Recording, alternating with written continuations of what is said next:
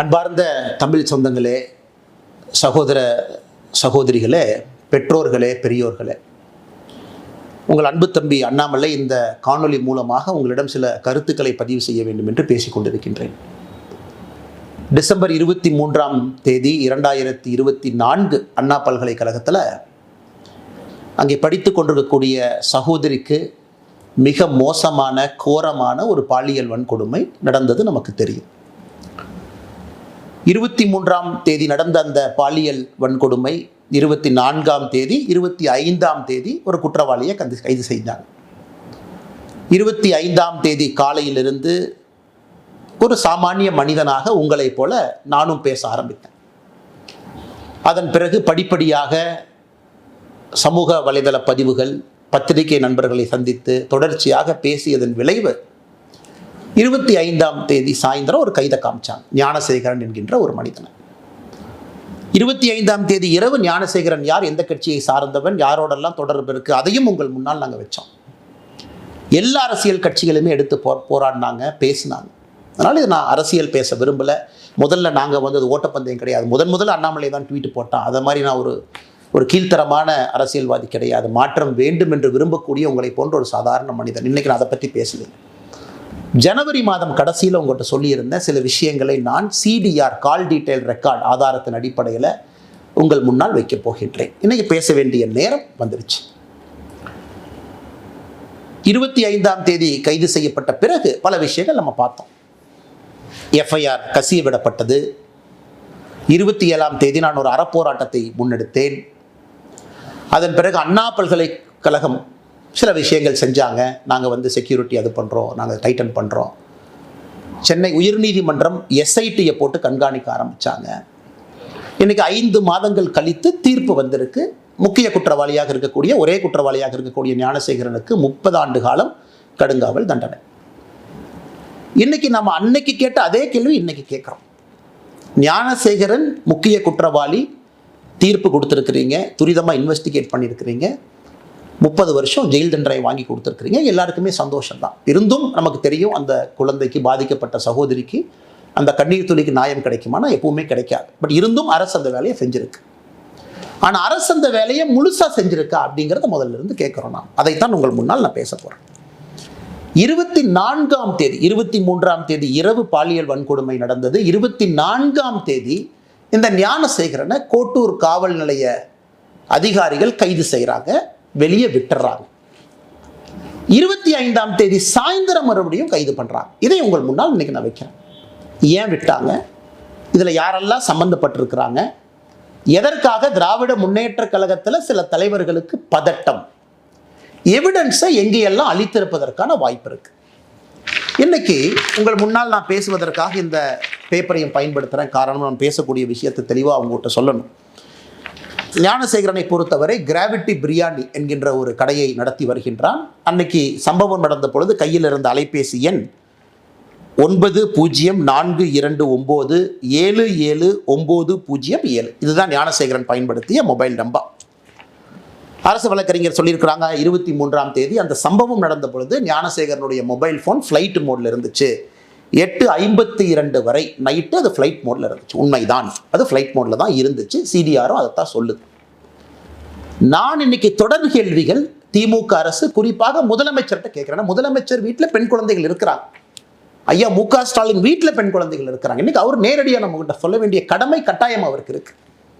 அந்த ஃப்ளைட் மோடிலிருந்து வெளியே வந்த ஞானசேகரனுடைய ஃபோன் 8:52க்கு பிறகு ஃப்ளைட் மோட்லேருந்து வெளியே வந்த ஃபோன், முதல் ஃபோன் கால் ஞானசேகரன் யாருக்கு பண்ணாங்கன்னா 8:55க்கு ஒரு காவல்துறை அதிகாரிக்கு தான் முதல் ஃபோன் காலே பண்ணுறார்.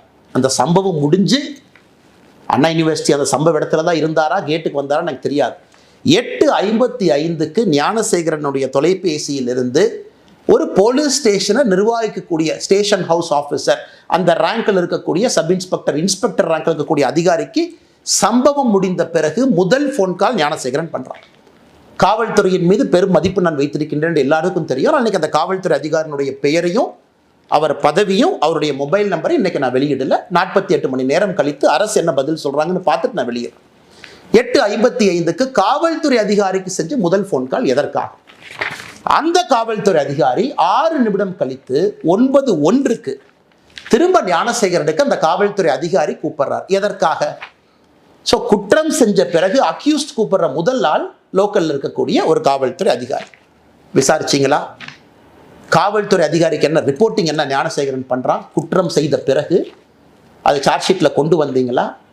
அதிகாரிக்கும் இவனுக்கும் இதுக்கு முன்னாடி ஏதாச்சும் தொடர்பா இருக்கா? ஏன் நான் திரும்ப திரும்ப கேட்கிறேன்னா, மே 14 ஞானசேகரன் மீது 2வது எஃப்ஐஆர் சிபிசிஐடி ரெஜிஸ்டர் பண்ணியிருக்காங்க. December 23 offence, first FIR. இது போன்ற இன்ன பெண்கள் பாதிக்கப்பட்டிருக்கின்றார்களா? அண்ணா யூனிவர்சிட்டியில் ஒரு கேஸ் மட்டுமா, இன்னும் மல்டிபிள் கேசஸா? இதே மோடஸ் ஆபரண்டியை பயன்படுத்தினானா? ஸோ அரசு என்ன பண்றாங்க, மே 14 வெளியே ரெஜிஸ்டர் பண்ண எஃப்ஐஆரையும் சீக்கிரட்டா வச்சுக்கிட்டாங்க. நமக்கு சொல்லல. பாலியல் வன்கொடுமை மற்றும் ஒரு வழக்கு ஞானசேகரன் மீது மே 14 சிபிசிஐடி, அது எந்த ஸ்டேஜில் இருக்குன்னு யாருக்கும் தெரியாது. அதனால தான் அந்த கேள்வியை கேட்கிறேன்.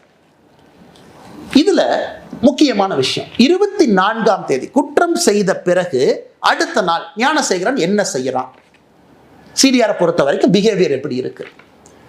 அந்த பகுதி 170வது பிளாக் வட்ட செயலாளர், ஒரு முக்கியமான திராவிட முன்னேற்ற கழகத்தினுடைய மூத்த தலைவர் கோட்டூர் சண்முகம். கோட்டூர் சண்முகமும் ஞானசேகரனும் அன்னைக்கு 24 காலையிலிருந்து சாயந்தரம் வரைக்கும் 6 முறை பேசுறாங்க. நீங்க கேட்கல, என்னங்க அரசியல் கட்சியில் 2 பேர் இருக்கிறாங்க, பேசலாம். இல்லைங்க, அதுக்கு முன்னாடி ஒரு வார பேட்டர்ன், அதுக்கப்புறம் ஒரு வாரம் இருக்கக்கூடிய பேட்டர்னை வச்சு நான் அனலைஸ் பண்ணி சொல்றேன். 24 காலை 7:27 முதல் கால் துவங்குது. 4:01 PM வரைக்கும், சாயந்தரம் 4 மணி 1 நிமிடம் வரை 5 முறை பேசுறாங்க 2 பேரும். அதன் பிறகுதான் ஞானசேகரன் போலீஸ் ஸ்டேஷனுக்கு கூட்டிட்டு போறாங்க, கோட்டூர் போலீஸ் ஸ்டேஷனுக்கு. ஒரு 4 மணி நேரம் பேசல. அந்த நேரத்தில் ஞானசேகரன் காவல் நிலையத்துக்குள்ள வச்சிருக்கணும். வெளியே வந்த பிறகு ஞானசேகரனும் கோட்டூர் சண்முகம் மறுபடியும் பேசுகிறாங்க. ஸோ எதுக்கு கோட்டூர்புரம் காவல் நிலைய அதிகாரிகள் ஞானசேகரனை 24 போலீஸ் ஸ்டேஷன் எதுக்கு கூட்டிட்டு போனீங்க? எதுக்கு வெளியே விட்டீங்க? எவிடன்ஸ் அளிக்கவா? செல்போன் ரெக்கார்ட்ஸ் அளிக்கவா? இல்லை செல்போனில் இருக்கக்கூடிய வீடியோவை டெலீட் பண்ணவா? இல்லை அண்ணா யூனிவர்சிட்டியில் கேமரா ஒரு வேளை ஃபங்க்ஷன் ஆகியிருந்தால் அதெல்லாம் கழட்டி தூக்கி வீசவா? எதற்காக 24 கைது செய்யப்பட்ட ஞானசேகரன் கோட்டூர் போலீஸ் ஸ்டேஷன்லேருந்து எதற்காக வெளியே விடப்பட்டார்? இந்த நேரத்தில் ரொம்ப முக்கியமான விஷயம், ஞானசேகரன் கோட்டூர் காவல் நிலையத்திலிருந்து வெளியே வந்த பிறகு நைட்டு 8:30 மணிக்கு மேலே 24 இரவு தமிழகத்தினுடைய சுகாதாரத்துறை அமைச்சர் அண்ணன் மா சுப்பிரமணியம் அவர்களும் கோட்டூர் சண்முகமும் பேசுகிறாங்க. இது கோட்டூர் சண்முகத்தினுடைய சிடிஆரை பார்த்தீங்கன்னா, ஞானசேகரன் வெளியே வந்ததுக்கு அப்புறம் கோட்டூர் சண்முகத்தினுடைய பிஹேவியரல் பேட்டர்ன் மா சுப்பிரமணியத்தை கூப்பிடுறார். 8:30 மணிக்கு பேசுறாங்க. 8:32 மணிக்கு மா சுப்பிரமணியமும் கோட்டூர் சண்முகம் மறுபடியும் பேசுறாங்க. இது எல்லாம் நம்ம நல்லா புரிஞ்சுக்கணும். எதற்காக, யாரை காப்பாத்துறதுக்காக இவ்வளவு பதட்டம்? அண்ணா பல்கலைக்கழகத்தில் பணிபுரியக்கூடிய நடராஜன் ஒருத்தர், ஒரு முக்கியமான அதிகாரி, கேட் கண்ட்ரோல் அவர் கையில் இருக்கு. அதெல்லாம் காவல்துறை நீங்க தான் சொல்லணும், எல்லாம் என்னுடைய வேலை கிடையாது. 48 மணி நேரம் கழிச்சு அந்த நடராஜன் யாருன்னு பேசுவோம். ஒரு PROவா, கேட் யார் கண்ட்ரோலில் இருக்குன்னு. அந்த அண்ணா பல்கலைக்கழகத்தில் இருக்கக்கூடிய நடராஜனும் கோட்டூர் சண்முகமும் எத்தனை முறை பேசியிருக்காங்கன்னா, டிசம்பர் 23 பேசியிருக்காங்க, டிசம்பர் 24 பேசியிருக்காங்க, டிசம்பர் 25 பேசியிருக்காங்க, டிசம்பர் 26 பேசியிருக்காங்க. மொத்தமாக இந்த 4 நாட்கள்ல கோட்டூர் சண்முகமும் அண்ணா பல்கலைக்கழகத்திலே பணி செய்யக்கூடிய நடராஜனும் 13 முறை பேசியிருக்கின்றார்கள். 13 முறை. நான் ஏற்கனவே சொன்னது போல 24 குற்றம் நடந்த அடுத்த நாள் வெளியே வந்த ஞானசேகரனும் கோட்டூர் சண்முகமும் 8:34 மறுபடியும் பேசுறாங்க. கோட்டூர் சண்முகம் இதோடு நிக்கலிங்க. ஞானசேகரன் 8:34 சாயந்தரம் மணிக்கு பேசிய பிறகு கோட்டூர் சண்முகம் யார்கிட்ட பேசுறாங்கன்னா, இன்னொரு காவல்துறை உயர் அதிகாரி, ஏன்னா காவல்துறை மீது மரியாதை இருக்கின்ற காரணத்தினால உயர் அதிகாரியுடைய பேர் அந்த நேரத்தில் சொல்லல. 8:59 சாயந்தரம் ஃபோன் பண்றார் Kottur Shanmugam, tax to that police officer. 9:07 மறுபடியும் Kottur Shanmugam tax to that police officer. இதெல்லாம் 24 இரவு. நல்லா நீங்க மக்களை யோசிச்சு பாருங்க. 24 பதட்டம். காவல்துறை கூட்டிட்டு போறாங்க, காலையிலிருந்து பேசுறாங்க, மா சுப்பிரமணியத்திட்ட பேசுறாங்க, தமிழகத்தினுடைய சுகாதாரத்துறை அமைச்சர், காவல்துறை அதிகாரிகிட்ட பேசுறாங்க, அண்ணா யூனிவர்சிட்டியில் பணிபுரியக்கூடியவங்ககிட்ட பேசுறாங்க.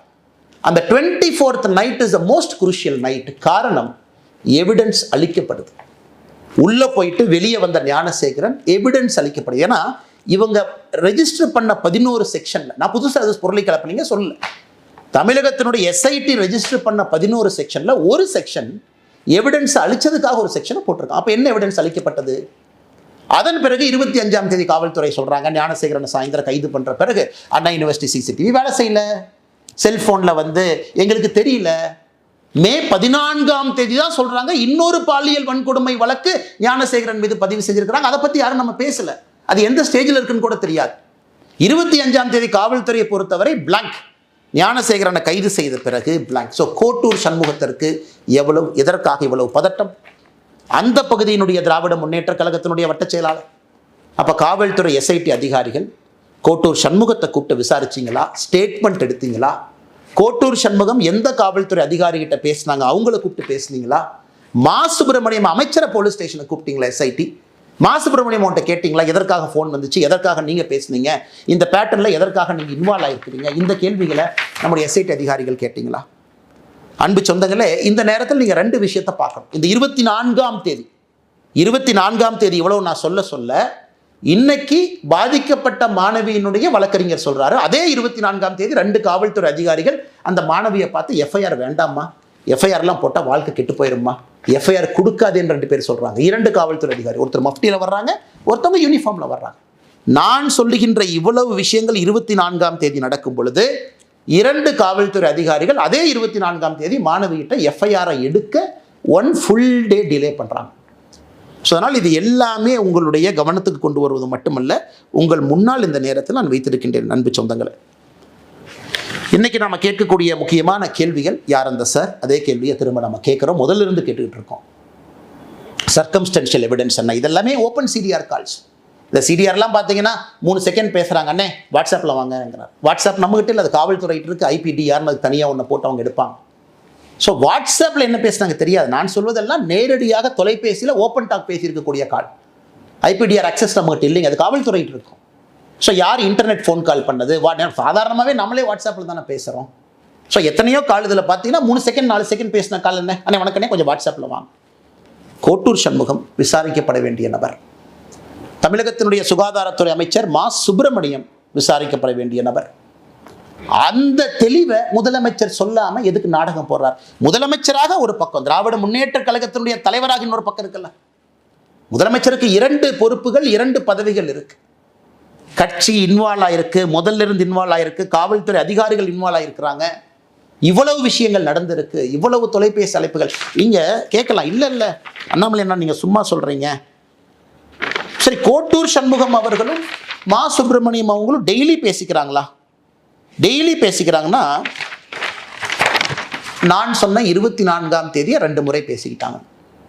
அதன் பிறகு 6 நாட்கள் அவங்க பேசிக்கொள்ளவே இல்லை. இவங்க டெய்லி பேசுகிற ஆட்கள் கிடையாது. 24ஆம் தேதி பேசிய பிறகு இவங்க திரும்ப பேசினாங்களான்னு ரெக்கார்ட் எடுத்து பார்த்தீங்கன்னா 6 நாட்கள் இவங்க பேசலை. அதனால் 24ஆம் தேதி பல விஷயங்கள் நடந்திருக்கிறது. அங்கே தான் யார் அந்த சார் ஒளிஞ்சிருக்கிறார். அதனால் இது தொடரும். இன்னைக்கு நான் ஏற்கனவே சொன்ன எதற்கும் பயப்பட போவது கிடையாது.